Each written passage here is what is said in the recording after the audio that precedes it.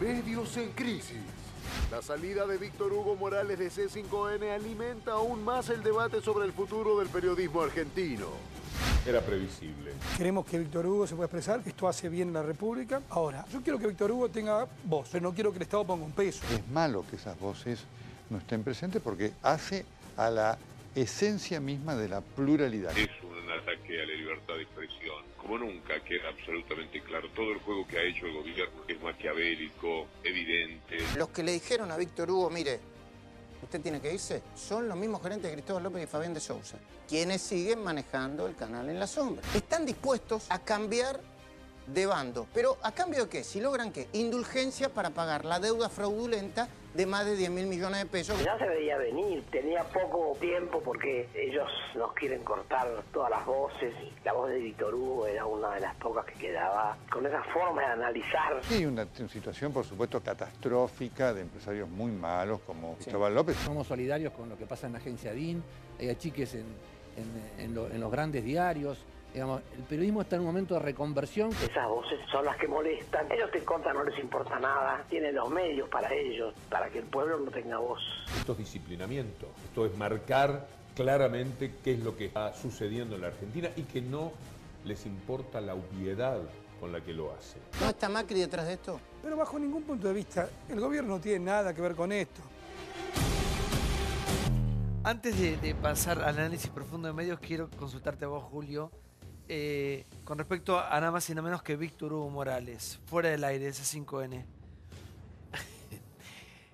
Uno se pregunta cuál es la necesidad de que en el gobierno haya oposición y también se pregunta si en algunos casos esa alternativa opositora no se convierte en incitación a la sublevación, que es otra cosa.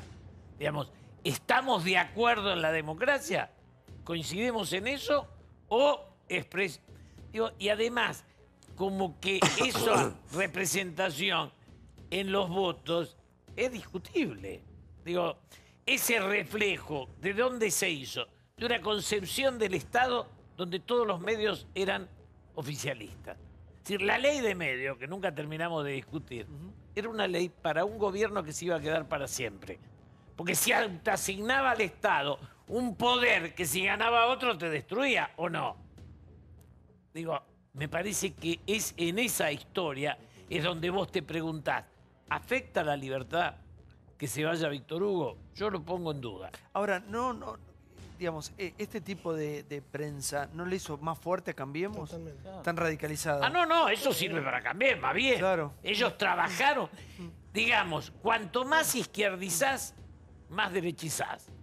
Esto es eterno. Sí, a ver, Johnny. Yo coincido con tu pregunta, creo que te lo estás respondiendo. Creo que Cristóbal López, Rosner, porque no está claro quién es el dueño, el que sea que lo echó, quiere quedar bien con el gobierno por el tema de la deuda y no se dan cuenta que al gobierno no le sirve. Primero es tristísimo que un trabajador de prensa, un laburante, sea el que sea periodista, ¿no? No operador, berreta, periodista, pierda su trabajo. Y me parece que pasa igual que con Cristina Kirchner. El gobierno tiene como una oposición preferida, ponele, entre comillas, que es la radicalizada. Eso que decís vos, los Moreno, los Bonafini, los Delía, los Navarro, los Víctor Hugo Morales, que al contrario, si pierden visibilidad, no le sirve porque al gobierno le conviene confrontar con esa oposición radicalizada. Ahora, si me permitís, tengo miedo, no me gusta que en el mapa de medios vaya quedando una hegemonía oficialista. Ya pasó con el menemismo, ya pasó con el kirchnerismo, cuando Clarín era socio del kirchnerismo entre el 2003 y el 2008, hasta la pelea con el campo por Telecom. En esos primeros años del kirchnerismo, solo La Nación, Perfil, había pocas voces de verdad críticas. Y me parece que ahora con el macrismo no tiene que pasar eso. Yo creo que hay muchas voces críticas incluso dentro de los propios medios que siempre fueron oficialistas. Cuando vos lees, si tomás tapas de Clarín, por ejemplo, sin ir más lejos, no sé, ahora se está discutiendo, por ejemplo, la ley de movilidad jubilatoria. Una de las voces más críticas sale de adentro del propio Clarín, que es Ismael Bermúdez. O sea que, en realidad, me parece que, lejos de, como decían ustedes, en realidad al gobierno más bien le conviene que esté Víctor Hugo, que estén otros. Pero yo creo que en los tiempos actuales, con internet, con 80 canales de cable donde cada uno puede ir y comprar un espacio y decir lo que tenga ganas, con las redes sociales, pensar que de alguna manera uno con un programa de televisión, poniendo un periodista en un programa de televisión, monopoliza los medios de comunicación y pensar que la gente, tener la ingenuidad de pensar que la gente además se come cualquier cosa o va a pensar lo que vos digas en un medio de comunicación, es no entender cómo funciona el mundo. No, yo me parece muy positivo que se maten o que intenten hacer un profundo análisis de conveniencias o no conveniencias. Acá hay una... Primero, aclararle algo a Jonathan, no aclararle, por lo menos lo que yo siento con sus palabras, que el otro día pasó, que trataron a Víctor Hugo de militante en vez de periodista. Lo mismo ahora decir que Víctor Hugo es una oposición radicalizada, como es alguien Digo, no, por eso digo, el otro día esto, ahora otra. Digo, Víctor Hugo es brillante y hay una gran parte del país, una gran parte, no todo, porque vamos a dividir, que coincide ideológicamente. Pero más allá de la coincidencia ideológica, la forma en que aborda cada uno de los temas y cómo los analiza, lo hace para mí un periodista brillante. Por lo tanto, no es metés... Pero no, pero vos estás diciendo los de Lía, los Víctor Hugo, como si fuese gente que le conviene al gobierno. Digo, respetemos a Víctor Hugo un poco más. Además de todo esto, es uno de los pocos colegas tan solidarios con todos aquellos que han tenido problemas laboral. Un tipo con muchísima humildad. Es que eso no está en discusión. No, pero digo, entonces, respetemos a Víctor Hugo. Para mí sí, por otro lado, a todos nos han echado, sí, a todos nos han echado. Cortito, que voy a la cuestión de los medios. No respeto nada como colega, Víctor Hugo. A ver, que termine una No, categoría. lo último. Y lo que no hay que ser muy brillante es darse cuenta de que por un motivo, por otro, con una explicación u otra, hay muy pocas voces críticas. Nos costó, Tetaz hizo, bueno, sí, hay uno, no sé dónde. Hay muy pocas voces y cada vez hay menos. Le gusta, lo que quieran, no me tiren una carta con la otra. Le queda muy cómodo al gobierno. No está Navarro, 678 lo borraron al principio, no está Víctor Hugo, los medios. Hay un error. Dale, hay más voces críticas, va. Hay un error. Pero estamos comparando con el menemismo. No comparemos más, hablemos de hoy, punto, no hay voces críticas. Por eso, para hacer análisis de medio hoy con esas categorías, estamos haciendo análisis de medios con categorías preexistentes viejas. Hoy, las audiencias solo quieren escuchar aquello que reafirmen sus ideas preexistentes. De modo que para ningún gobierno es peligroso los tener medios hegemónicos estar alineados con el gobierno, el discurso que se baja. Las audiencias escuchan lo que quieren escuchar. Entonces, que ocultan la realidad, que ocultan la verdad, le mienten a la gente. ¿Qué cosa ocultaron? A ver, un minuto, vamos a tener esto. Para decir que la gente... Primero es subestimar a la gente o poner a la gente en un lugar espantoso como que si lo que escuchan en televisión va a ser la verdad. No. Ahora se escucha y se ve absolutamente todo. Coincido con Débora. Me parece que es tan antiguo el análisis que se hace. El mundo evolucionó tanto. Las telecomunicaciones avanzaron absolutamente... no sé, cambiaron la manera de dirigirnos hacia las masas en cuánto arrancamos este programa, 5 años. 5 años. 5 años. Era otra la manera de comunicar hace 5 años atrás. Todo ha cambiado, todo. Esto, cambiemos, lo entendieron muy bien. Hicieron un trabajo en redes muy astuto, muy potente, invirtieron millones, que también lo podemos debatir a eso. Claro. Pero me parece que estamos debatiendo esta cosa de el periodismo opositor o el periodismo... Es viejo eso ya. Es viejo. Es viejo. Chicos, les voy a decir una cosa. Donald Trump ganó las elecciones en Estados Unidos con los grupos hegemónicos, para llamarlo de alguna manera, en contra. ¿A qué voy con esto? Yo creo que de hecho se lo dije acá cuando vino Macri y Vidal. ¿Se acuerdan ese día? Sí. Yo les dije que habían ganado por contraste. Sí. Y el contraste era este. Hay gente, digamos, este gobierno acaba de ganar una elección con muy poca gestión. Sí. Con muy poca gestión. Sí. Y ganan por estas cosas también. Pero Santiago, llévalo. Yo coincido en casi todo. Yo creo que es viejo pensar en el periodista oficialista, el periodista opositor. Creo, como bien decís vos, que los más media pierden lugar frente a la penetración de las redes sociales. Creo que Cambiemos es el partido político más moderno que mejor entendió la dinámica de la relación con la gente en general, no solo con los medios de comunicación.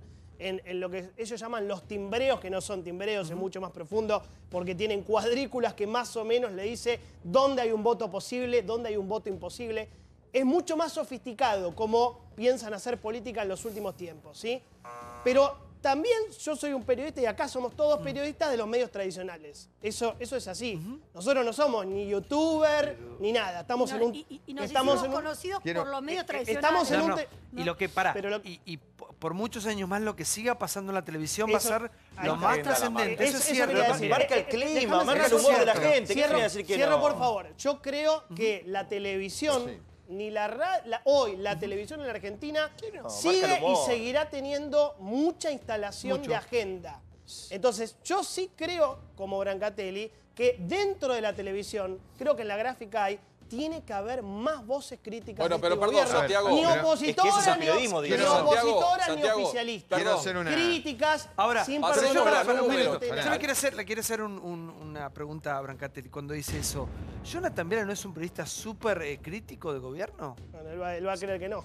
No. Yo creo que siempre, por eso no quiero hablar de Jonathan, no, me parece un compromiso. Que Jonathan lo que hace es, para mí es un periodista brillante, es crítico, lo que hace, no sé si, porque ya es una costumbre, es siempre esto, pero siempre te hace un equilibrio. Claro, para ir al centro siempre dice, no, pará, lo de Macri está bien, pero recordemos que en el kirchnerismo se hizo, o sea, siempre equilibra. Lo que yo digo, Santiago, déjame esto, es lo del clima que genera la gente. No es periodismo, es otra cosa. No, para el clima en la gente. ¿Recuerdan el kirchnerismo? Cuando faltaron tampones y cuando faltaron vasos de Starbucks, eran las 24 horas la televisión y dale, y dale, y dale, y dale. Ahora, Caputo, que crea un offshore y con eso, y compra la deuda, compra bonos, así, eso tendría que estar todo el día en la televisión. Y la gente se agarra un mal humor tremendo. Cuando el país... Pará, Pablo, cuando se mueve el país, con todos los casos de violencia, de muerte, de inseguridad, la gente se siente rabiosa con este gobierno. Cuiden para que no se engranen con este gobierno. Te quería decir, Santiago, en lo personal, como periodista, no tengo ningún problema en decir que no tengo ningún respeto profesional por Víctor Hugo Morales, un señor que alabó a Videla y le agradeció tener el Mundial 78 en la Argentina, que alabó a Menem, que criticó a los Kirchner y que de repente, en coincidencia con el Mundial 2010, y algunos dicen que por 10 millones de razones, se volcó completamente. No lo sabemos. Impresentable. Está bien, no lo sabemos, pero está. A ver. Entonces yo no tengo ningún respeto profesional por un tipo que hace política y que ha arruinado en gran parte, ha colaborado a lo que se ha arruinado nuestra profesión en los últimos 15 años. Porque nuestra profesión se arruinó, nuestra profesión ha sido infectada por gente como Víctor Hugo Morales. Así que yo no le tengo ningún respeto profesional y no tengo ningún problema en decir públicamente que no tengo ningún respeto profesional. Porque este señor, como dijo Eve por ahí, este no es del pueblo, ¿eh? Este sí que no es del pueblo. Santiago, una cosa... Me parece que la contradicción, que es la que un poco se enoja a Brancatelli, es que para muchos de nosotros, me incluyo, el gobierno anterior era autoritario y el actual es democrático. Con el actual tengo profundas diferencias, pero no es mi enemigo, es mi adversario. El anterior me tenía como su enemigo y esto es lo que me llevó a enfrentarlo. Sí. Yo quiero decir una cosa que un poco en línea con lo que vos decías. Por un lado, el tema de que hoy ya no existe la importancia de los medios de comunicación como los conocíamos antes. Yo voy a dar un ejemplo en el cual estoy involucrado, que hicimos la otra vez unos pequeños videitos sobre las víctimas de Milagro Sala y los vieron 2,5 millones de personas hasta ahora. No existe un programa periodístico en la Argentina que tenga 2,5 millones de vistas. No es lo mismo. Cuando pasa la televisión, en eso coincido contigo, cuando pasa fija la agenda... No, son 2,5 millones de personas que lo vieron. Pero además de eso, quiero decir que el tema de estos dos periodistas que son Navarro y Víctor Hugo, en esa misma C5N echaron antes a Luis Novarecio, a Marcelo Longobardi, a Pablo Dugan, a Eduardo Feynman, a Oscar González Oro, a Fabio Domán, a Guadalupe Vázquez, a Antonio Viaje, a todos esos los rajaron de ahí. A Débora Plager. A Débora Plager. Y no pasó nada.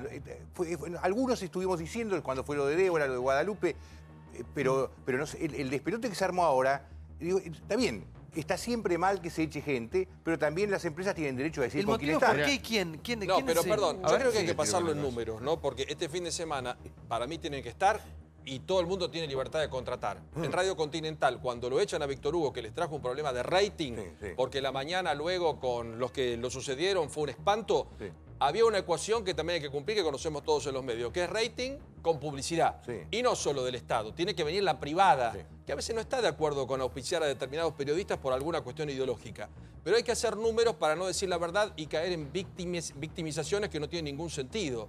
El grupo Indalo es el segundo en pauta en el año 2016, con un gran caudal de pauta del Estado en el año 2017. Yo creo que si el gobierno es inteligente, lo mantiene a Víctor Hugo. de haber tenido una mala paso, decir, che, mirá, salieron a atacarlo y lo rajan. No hay ningún motivo para que el gobierno hoy diga queremos a Víctor Hugo afuera. El gobierno hoy tiene a la señora Bonafini, tiene el Canal 7 a la señora Bonafini. Voy a hacer una pregunta. ¿Quién lo echó y por qué motivo? Lo echó un grupo nuevo. ¿Qué pasó? Bueno, la empresa emite un comunicado el día viernes cuando sale Víctor Hugo Morales y él lo comunica a través de las redes sociales, en el que primero explicita la decisión del Grupo Indalo de prescindir de los servicios del productor de Víctor Hugo que había insultado a Alfredo Leuco en Los Martín Fierro. Y allí sí la empresa dice que le parecían impropios los modos en los que se había referido en esa ocasión y que a la empresa le traía un perjuicio y que prescindía de sus servicios, que no era el caso de Víctor Hugo Morales, al que sí aclaraban, habían decidido dejar cesante, digamos, de su espacio en C5N todos los días por la tarde. Víctor Hugo dice luego en varias entrevistas periodísticas que a él le comunican la decisión de dejarlo sin trabajo los nuevos dueños. Él se lo atribuye a Rosner de OP Investment, que es esta empresa que no tiene homologado por el juez Ercolini la transferencia del paquete accionario porque hay una inhibición general de bienes que pesa sobre el Grupo Indalo. Ahora, la pregunta es, Cristóbal López y de Sousa, ¿están detrás de estas decisiones y lo ponen a Rosner como pantalla hay o un no? brutal giro editorial en C5N y Radio 10 a partir de que esta gente, Rosner, sin autorización de la justicia, se hizo cargo del grupo. El otro día un comunicado, ellos se asociaron con una empresa rusa, Lukoil, una petrolera muy grande.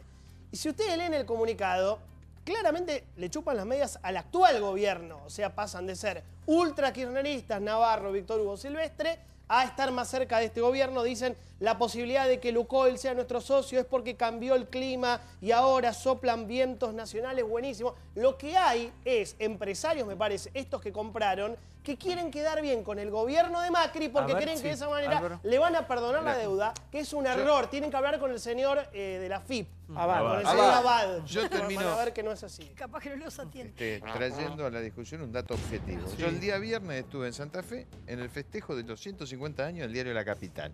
150 años. Sí. En el mismo país, con las nuevas tecnologías. Quiere decir, en 150 años, ese diario tuvo dos dueños.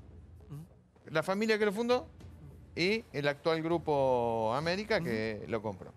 Entonces, lo primero que digo, los dueños, los medios son empresas también. Ahora, esas empresas, cuando uno las mira, no es nuevo que apareció que C5N o el Grupo Indalo o demás, tenía una preferencia en determinada direccionamiento de pauta y podían sostener. Entonces, o no pagaban los impuestos, o no se hacía esto. Ahora, el resto de las empresas no es hegemónica. O esta empresa es una empresa hegemónica. Esta empresa es una empresa normal.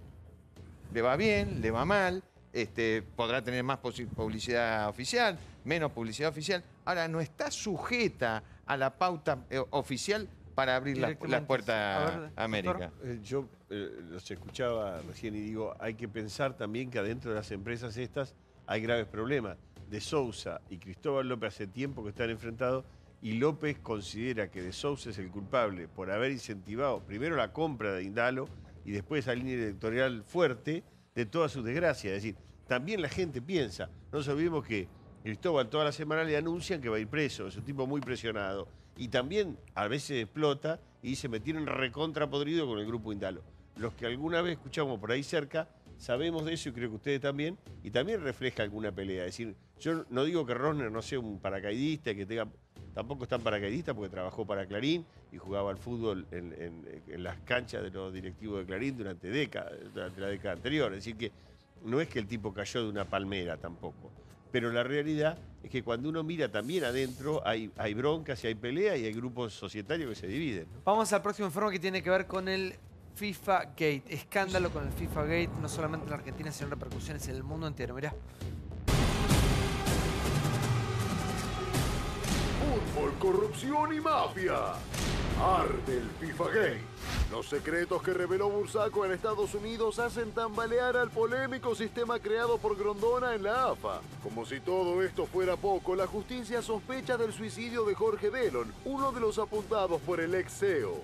La descalificación al programa Fútbol para Todos es evidente, se han tocado muchos intereses y lamentablemente en esa descalificación se ha perdido una vida como la de Jorge Delón. Avanza la investigación sobre Delón. A raíz de las imágenes que fueron captadas por las cámaras de seguridad, se lo registra cerca de un hombre, dicen, y es por eso que ahora se inicia esta investigación. Alejandro Bursaco involucró a su hermano. Existe una cuenta bancaria offshore donde figuraba Eugenio.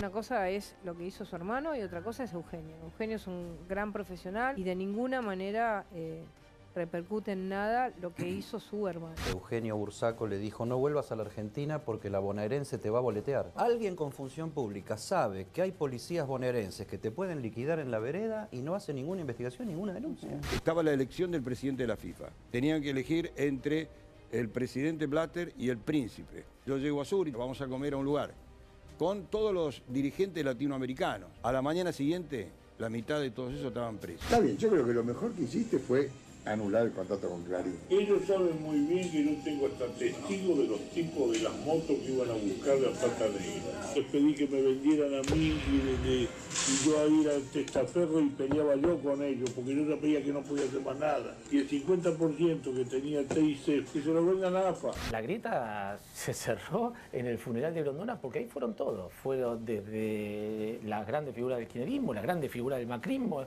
Todo el mundo fue a darle el último adiós a quien todos consideraban el gran padrino. Bueno, a ver, Gustavo, grave eminencia en este tema, sí. No, a ver, hay un par de cosas interesantes. Primero, sobre Jorge Delón, que ahora hay alguna especulación de si habría sido inducido a tomar esa decisión. A quitarse la vida, sí. A ver, sobre Jorge Delón, yo todavía no lo hice público porque lo estábamos investigando con para mí uno de los mejores periodistas que investigan corrupción en Argentina, se llama Federico Teijeiro. Nosotros encontramos dos empresas a Delón que nos llamaron la atención. Una empresa porque está vinculada a el dueño de Alectur, que es la empresa a la cual se refiere Bursaco, y todos la conocíamos como la financiera de la AFA. El señor Carlos Rivera, que es el dueño, prometió acercarme los papeles, en donde dice, bueno, sí, fue socio mío, es por amistad, pero él no tomaba ningún tipo de decisión. Veremos hasta dónde es cierto esto. Después le encontramos otra sociedad a Delón que está hecho con un representante de jugadores y como mínimo ya estamos planteando un conflicto ético porque Delón estaba de un lado del mostrador y del otro lado tenía una empresa de gestión de partidos, de representación de jugadores y de compra y venta de jugadores. Habrá que ver hasta ahí, a ver si hubo o no determinado pase de dinero, que es lo que nosotros estamos investigando hasta este momento. Eso por el lado de Delón. Por el lado del FIFA Gate y las revelaciones que se conocieron hoy, que son muy interesantes, porque hoy siguió el juicio, sí. Si bien no era Bursaco, hoy declaró Santiago Peña que era el hombre de otros argentinos que están involucrados ahí, que son Hugo y Mariano Jenkins. Y dieron algunos detalles realmente muy cómicos de cómo les llevaban la plata y cómo se los apodaba a cada uno de ellos. Como en un determinado momento, cuando sabían que los estaban investigando, dijeron, bueno, no le pongamos mal los nombres, pongámosle nombres de automotrices. Fantasía. De automotrices. Entonces vos tenés que José Luis Meiner, el argentino José Luis Meiner, pasó de ser JLM a ser Peugeot. Entonces, pasarle $300.000 Qué vivos, a Peugeot. Una cosa increíble. Los viejitos chorros. Bueno, lo que sí hay que tener en cuenta es que, por ejemplo, Santiago Peña no solo habló hoy, sino que dijo, acá está, todo lo que yo tengo en la caja fuerte, acá lo tienen. Acá están todas las pruebas. En lo que respecta a Bursaco, Bursaco dio todas las pruebas que tienen que ver con el FIFA Gate.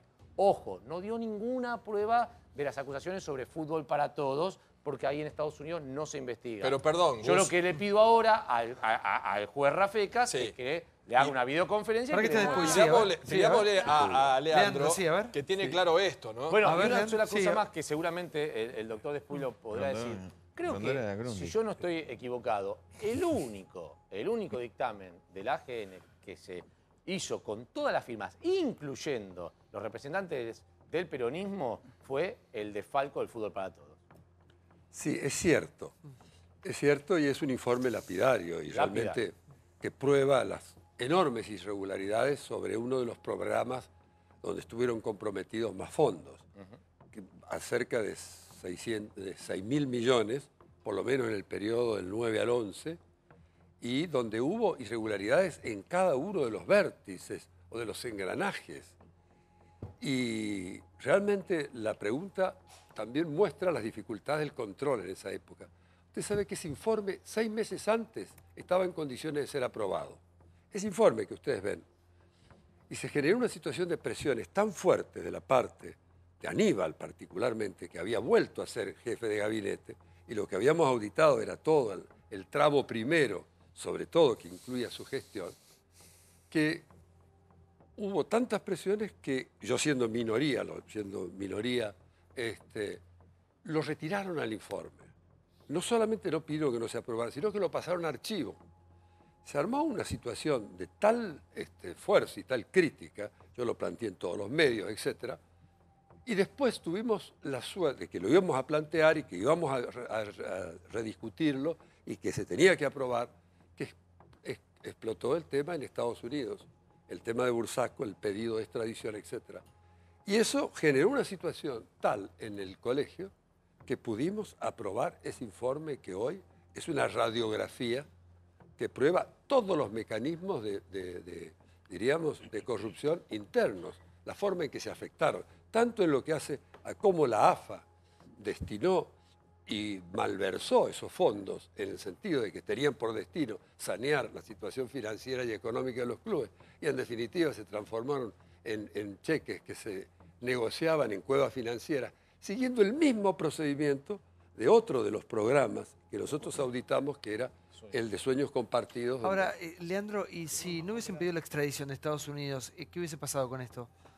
Yo creo que hubiéramos terminado aprobándolo. Yo confío, porque la verdad es que hemos podido vencer en general muchas presiones.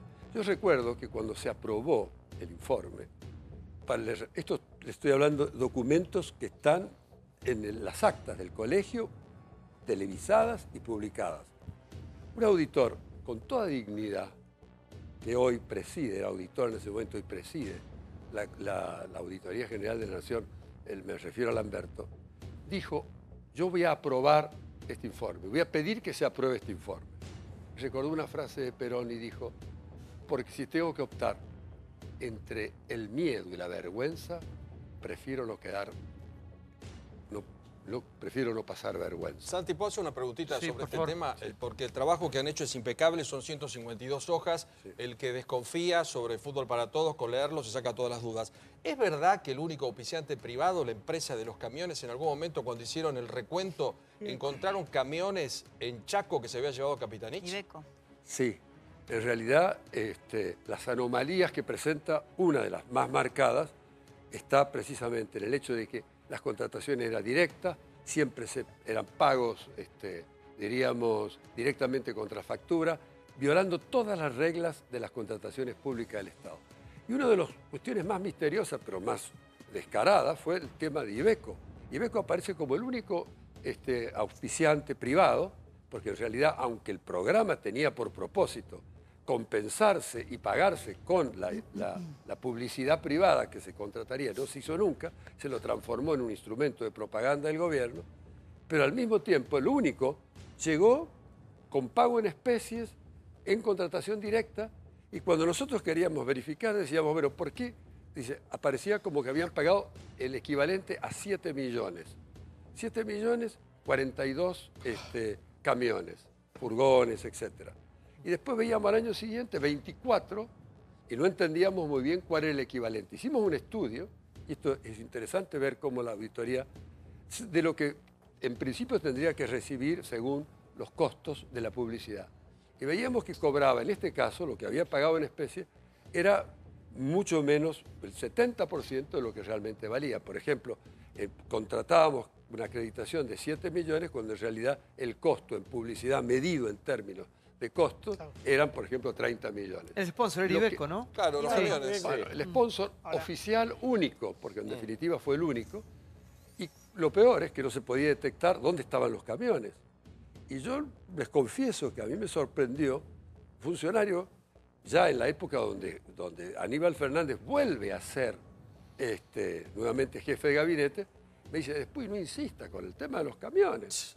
Para nosotros se los llevó Capitanich al Chaco cuando dejó de ser jefe de gabinete.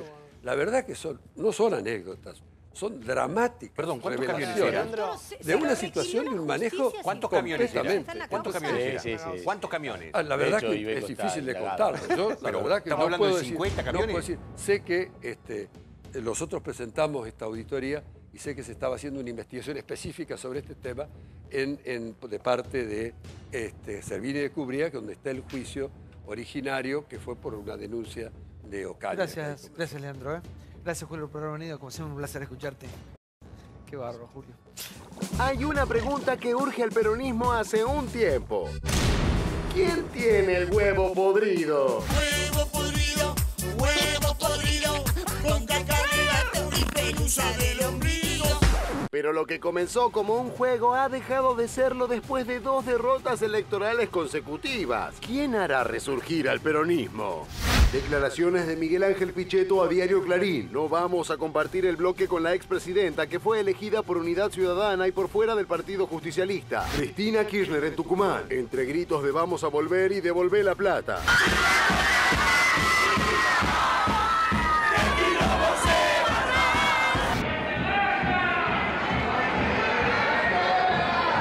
Quieren envolver en discusiones y peleas entre nosotros. No le voy a dar el gusto a nadie. No vamos a compartir el bloque con alguien que cree que hay que dinamitar todo porque sí, que apuesta a la ruptura. Voy a estar en el mismo lugar que estuve siempre y del cual no me corrí ni un centímetro. Aníbal Fernández y Miguel Ángel Pichetto visitaron a Julio De Vido en la cárcel de Marcos Paz. En el medio de esta picante ensalada, Moreno tiene su propia receta. Él cree que no hay que descartar ningún huevo, que las yemas y las claras tienen que servir para unir al movimiento. Para mí la fórmula ideal es Cristina Pichetto o Pichetto Cristina. El que esté mejor de salud que encabece. Esa es mi idea. ¿Por qué? Y porque está claro que hoy son los corners más alejados del peronismo. Pero en el 2019, mientras tanto, nosotros los militantes tenemos que cuidar a nuestros dirigentes, porque estos son capaces de hacer cualquier cosa. Vamos todos juntos en el 19, sacamos el 45%, ganamos en primera vuelta, damos vuelta a la página y se terminó esta historia. Qué infantil. Señores y señores, aquí no ha pasado nada. Qué infantil. Sí, por favor. ¿Tenés la carta? ¿Lo es posible o no? ¿Pero lo es posible? No, pues me llamó la atención Cristina con colita, no la había visto con ese peinado. Cristina con colita y Francatelli suspirando recién. No, dije que pero qué bonito, qué bien que le queda el pelo recogido. No, tenés la carta de Pichetto para ordenar el bloque nuevo que crearía, que no es el interbloque PJ-kirchnerismo. Tenés quienes querrían a Cristina dentro de un bloque, que esto sería como una partición en dos, y tenés a la posibilidad de que sea 3 bloques de senadores, que sería el escenario más beneficioso para el oficialismo, lo que pueda suceder. Ahora sí estamos hablando, pero estamos ya con la cabeza pensando en el 2019. Pero sí. El dato es el que da Miguel Pichetto con Clarín ayer, que dice: no vamos a compartir el bloque con alguien que dinamita todo. Por Cristina Kirchner, dice: el Frente para la Victoria ha muerto. Yo creo que vamos hacia 2 bloques del peronismo. El bloque de Pichetto, que va a ser amplio, vas a tener ahí a Perotti, a Carlos Menem, a el hermano Urtubey, a Reutemann, a Romero, a Alperovich, el ex gobernador de Tucumán, no Betty Alperovich, que está ahí, la ex primera dama tucumana. ¿Sí? No sé cómo está el tema ahí. Y después un bloque kirchnerista que vas a tener a Cristina Kirchner, a Nancy González, a Anabel Fernández Sagasti de la Cámpora y a Marcelo Fuentes. 2 grandes bloques donde va a haber preeminencia de Miguel Pichetto. Cristina dice que no va a dar una, o por lo menos públicamente no va a dar esa batalla interna. No se quiere meter en Cristina Kirchner. Habló con Pichetto. Sí, Gustavo. A ver, vamos a tener seguramente un Senado muy movido que va a hacer la comidilla probablemente de todos nosotros. No sé si es lo que le conviene al país, ¿no? Porque me da la sensación de que no va a haber una oposición demasiado constructiva. Va a ser nosotros o ellos, y eso me parece que no es el camino que hemos elegido la gran mayoría de los argentinos, ¿no? Ahora, queremos un país donde se pueda construir desde un oficialismo y una oposición que critique constructivamente. No da la sensación que eso es lo que vaya a pasar en el Senado. Digo, qué curioso también verla a Cristina tan risueña cuando tanta gente de su gabinete, gente tan cercana que ha defendido tanto, está en situaciones tan complicadas. Eso se despegó de todo. Bueno, pero Santiago, hay un detalle importante que marca María Julia, porque en este City Tour a la cárcel, la visita de Pichetto, la visita de Aníbal Fernández ha debido... Marca algo, porque Fernández ya comenzó a hablar y en cualquier momento va a haber algún cruce o va a haber, porque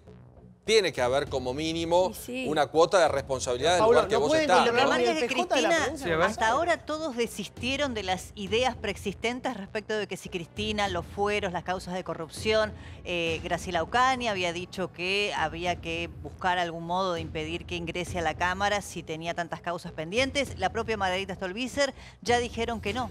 Así que Cristina va directo al Senado. Bueno. Gracias por habernos acompañado, como siempre, en la pantalla de América, aquí en nuestra casa. Todo se debate apasionadamente en estos programas, en Intratables. Yo me fui, cuatro programas falté nada más. Y es como si hubiesen pasado 5 años. Pero mañana ya... No, porque el nivel de las ¿Vos cosas decís que porque pasan... Vilauta muy plomo fue? No, ¿Qué clase de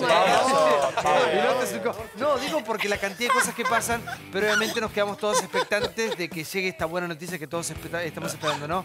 Del submarino, que aparezcan estos 44 compatriotas sanos y salvos, que es lo que todos queremos. La esperanza es lo último que se pierde. Gracias a la gente de la Horita que mandó un catering espectacular. Gracias, Relojes Polis, y como siempre, impecable la ropa de Liguria. Mañana un programa súper cargado, como siempre, en nuestra pantalla, en nuestra casa en América. Chau.